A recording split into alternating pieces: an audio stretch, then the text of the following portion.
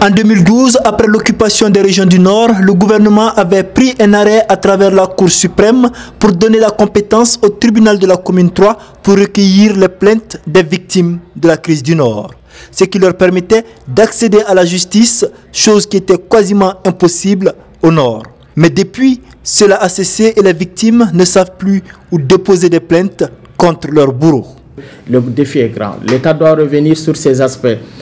Soit revoir l'architecture complète de ces juridictions pendant ce moment, je ne dis pas éternellement, pendant ce moment, pour donner au moins une possibilité aux victimes du Mali, avec la responsabilité première du gouvernement malien, pour pouvoir accéder à la justice de son pays.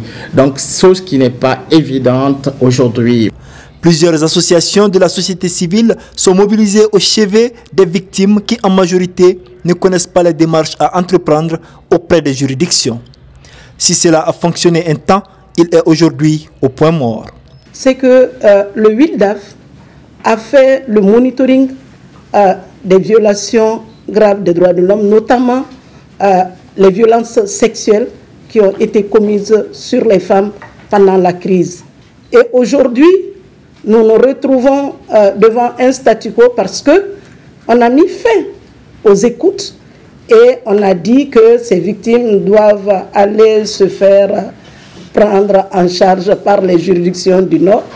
Le Mali, engagé dans un processus de retour de la paix suite à la signature de l'accord depuis 4 ans, le projet Justice, Prévention et Réconciliation estime que la réussite du processus passe nécessairement par une bonne justice pénale.